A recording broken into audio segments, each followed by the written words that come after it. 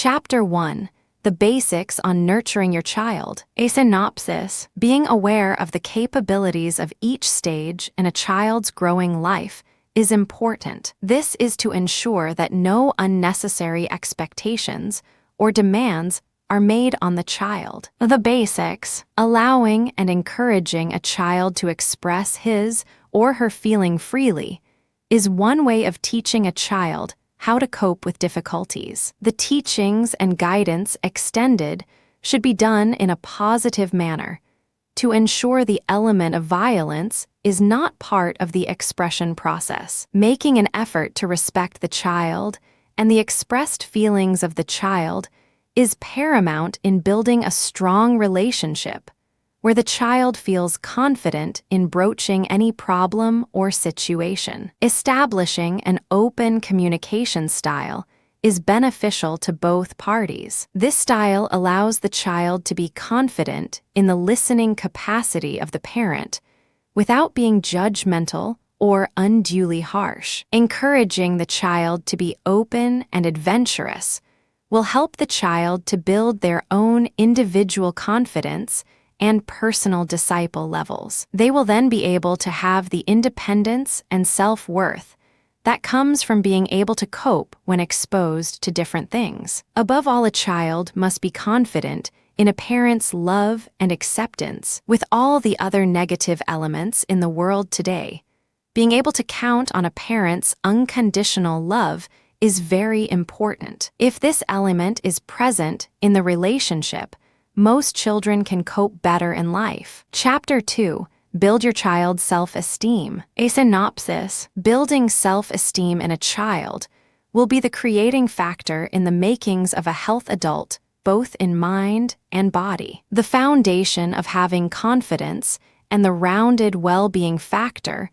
will definitely carry through to adulthood and the successes expected. A self-worth. Encouraging a child to positively develop their own individual self-image is very important. Though it starts as a small and insignificantly thought-of process, the building of self-image is actually very impactful in the way a child views themselves. These views will undoubtedly be transferred into adulthood, so the implications are far and wide. Teaching a child to have a strong, positive self-image will also help to keep the child from having future behavioral problems. These problems normally stem from the feelings of looking for acceptance, which, if not found within the family unit, will then be sought outside. During the young stages of a child's life, being available for the child as much as possible is also another way to build self-esteem. However, being around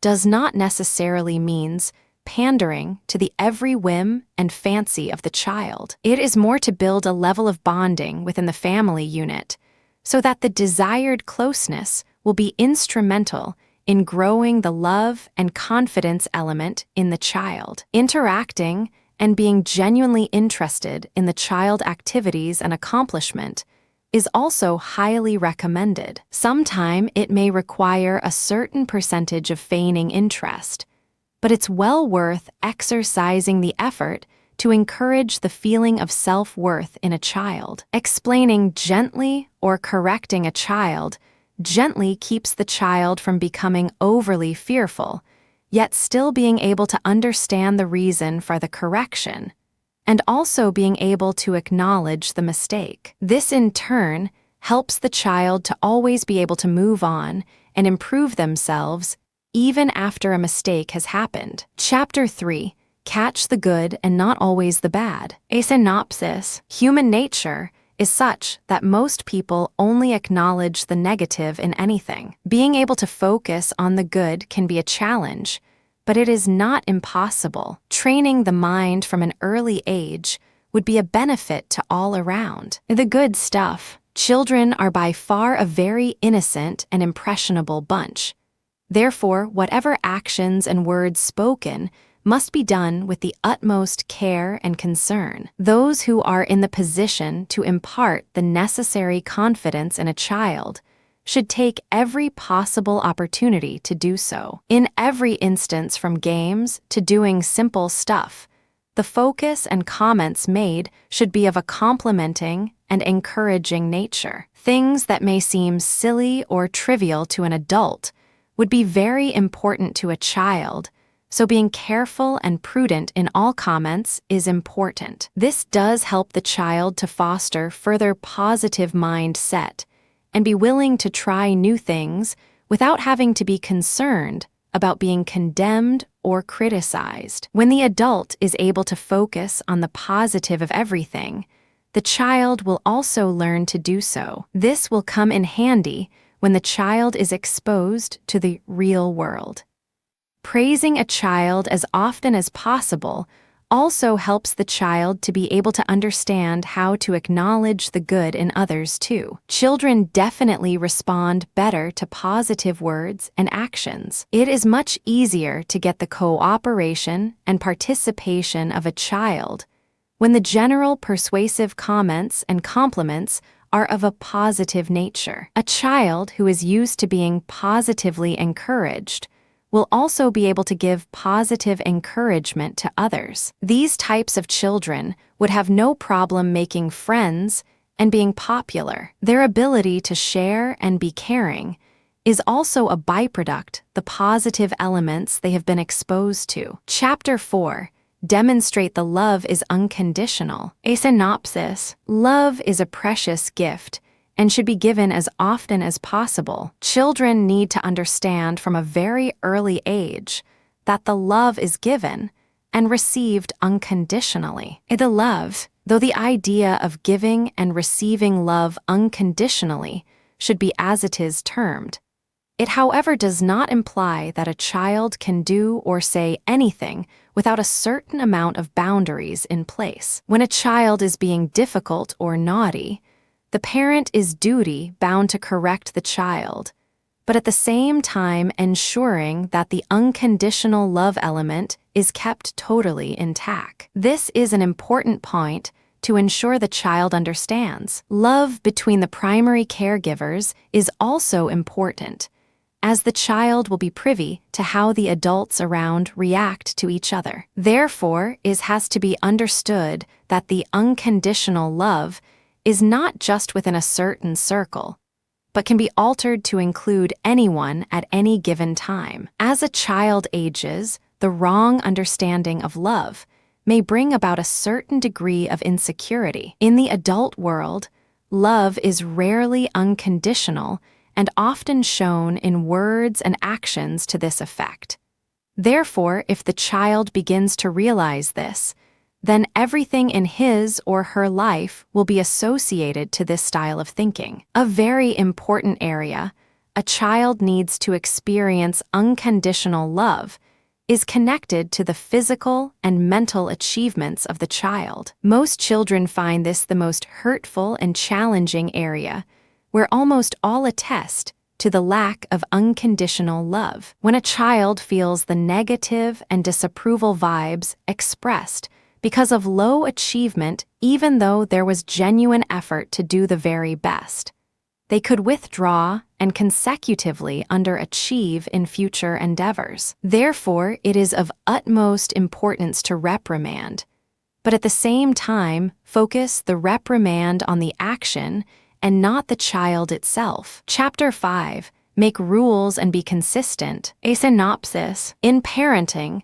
it sometimes becomes very hard to be consistent in anything. This is especially so if the child is their absolute pride and joy. Few people like to be in the position to mete out punishment or to reprimand, and it becomes more difficult if it involves their beloved child. Do it right. However, for the better and rounded development of the child, it is absolutely necessary to met out a certain level of discipline and order. The key to this is to stay consistent and firm. Some of the good traits a child will learn from being exposed to the expected levels of consistency when it comes to discipline are the ability to become a reliable, dependable, and constant individual. Being able to make the rules and then to ensure they are consistently followed, is to build the reliability element in a child, which will carry through to adulthood. In the effort to stay consistent, the child will learn that reliability can be learnt and built upon. Another character trait that can be the byproduct of consistency is being dependable. This then translates to the child being able to cope with a steady amount of responsibility. Most people enjoy some sort of guideline to live by, and thus starting a child at a young age to follow all rules and be consistent is beneficial. Most people like to have a certain amount of rules in place to be able to function effectively, and children are no different. Rules help everyone to work within a certain perimeter, both physically as well as mentally. With the rules in place, it is then easier to be consistent should in the reprimand action taken, should there be a need for it. Both these elements put together also helps to contribute to a better development of the child. Chapter 6. Make special time for your child. A synopsis. Today's parents understand the need to spend more time with their children right from a very young age. If this time is spent well, it can contribute to the betterment of the relationship between parent and child. Because of this realization, a lot of parents will ensure they spend quality time with their children as often as possible. It is not always possible, but very necessary to spend quality time, because this will ensure the children and parents are given the opportunity to build a strong bond. The following are some possible recommendations to follow. Alone time.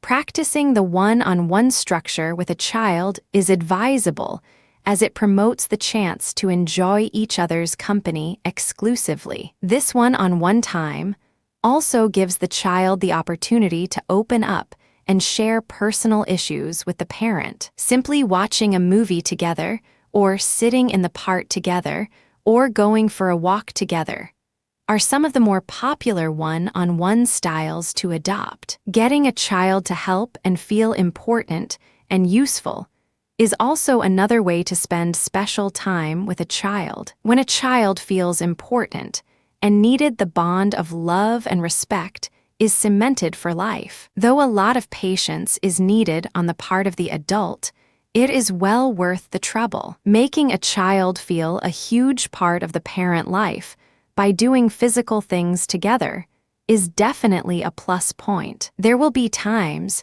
when it becomes almost impossible to allot time for focusing on the children. When this happens, a parent can devise innovative ways to remind the child of how special he or she is. Among the more popular ways of doing this are a simple text message, a note in the child's lunch box, and a date, time with the parent, or just a tiny gift for no particular reason. Chapter 7. Always set an example. A synopsis. The famous saying, "Monkey see, monkey do," is not only a popular thought, but a very relevant one too. Children are a very impressionable lot. Thus, in wanting them to do the right thing or make the right choice, an example needs to be set. And show it. Teaching by example is a very effective way of getting a child to follow willingly and happily. Being a good role model is absolutely necessary when it comes to imparting good behavioral skills and attitudes. Children generally learn to behave a certain way upon observing those within their circle of daily life. If the examples set are negative the child will learn these negative traits and emulate them. Therefore, practicing good habits and traits are paramount in the quest to impart the best attributes in a child. Developing acceptable social skill is another element children pick up from what they observe in their parents. The primary and ever important please and thank you terms should be ever present in a parent's vocabulary if there is desire to have well-mannered children. Respecting others is another important skill. A child will emulate only by observing the example of the parent. In this process, the child also learns to value and respect other people's opinions and actions. Consistency and learning to do things without depending on others is another trait that is passed from parent to child. Teaching a child to handle one project at a time and see it to completion will only be reinforced if the parent uses the same style. A child learns to be loving and generous upon watching the examples of the parents or main caregivers in their daily life. This love element directly impacts the behavioral aspects of the child. It also helps the child to understand and appreciate the love given to him or her. Chapter 8. Don't dominate a conversation. A synopsis. Children love to talk. Most times parents are more than delighted to listen to the happy chatter. However, there are also times when a parent does not realize that he or she dominates the conversation, and thus the child does not get a chance to put forth their views and opinions. This, of course, is not a good behavioral trait and should be checked. The don't do. Children need to be taught at an early age to be a part of a conversation or activity and not to dominate it. This domineering trait is both undesirable and unhealthy. Parents are in the ideal position to teach the child this by being a good listener. By observing the patience and respect the parent has for the others, the child restraint too. By not teaching a child the follies of dominating a conversation, the child will never learn the art of listening. Teaching a child to listen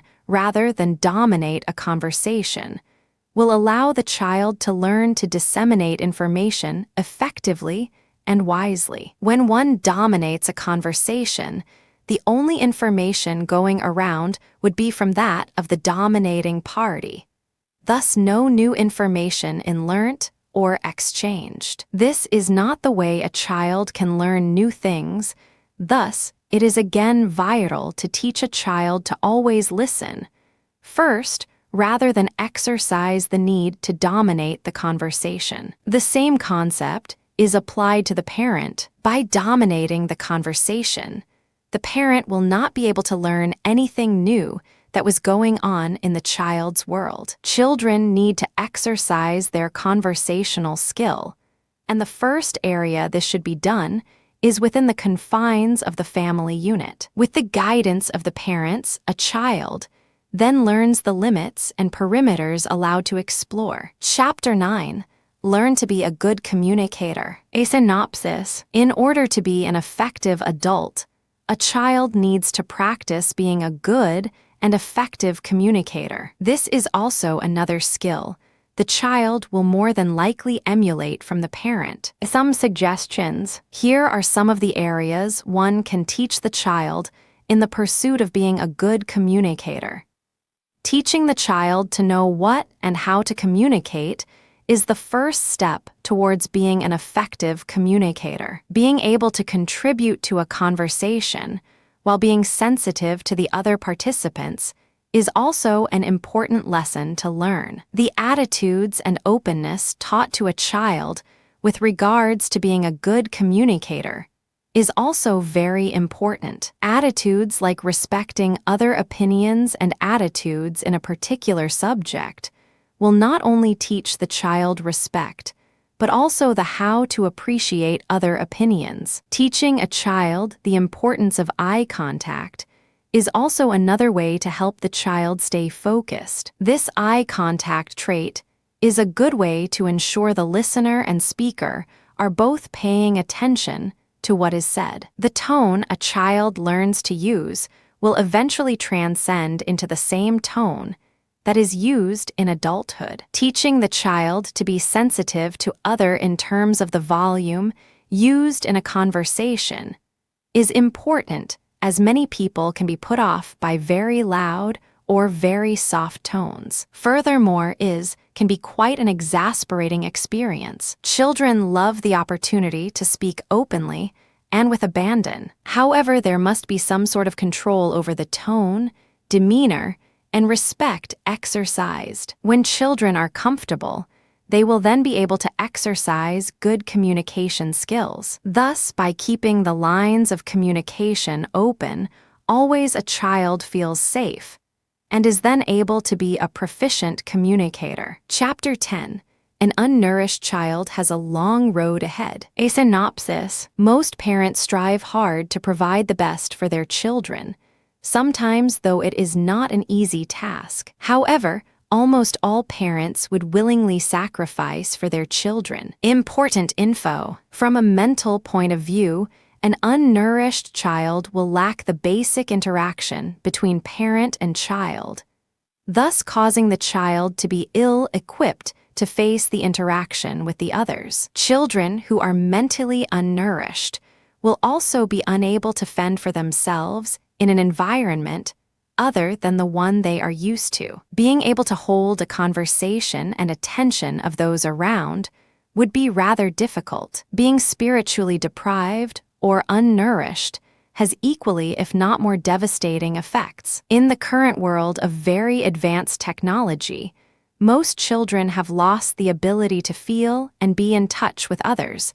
and with themselves. There is no quiet time spent in prayer or simply just sitting back and enjoying nature. Children are constantly being pushed to be better, and thus, in their quest to achieve this, they have lost sight of the more important things in life. Wrapping up, being spiritually, mentally, and physically unnourished could have far-reaching effects in the child life, which will be carried through to adulthood. In terms of physical health, an unnourished child will have many problems. Most noticeable would be the conditions of the skin, which would most often be dry and full of uneven and scaring textures. The eyes, teeth, and hair would be dull and lack vibrancy. The breath of a young child should not be too strong, and if it is, this would indicate the lack of water and nutritional food. The energy levels of the child would also be below average when compared to others' children of the same age group. Nurture your child.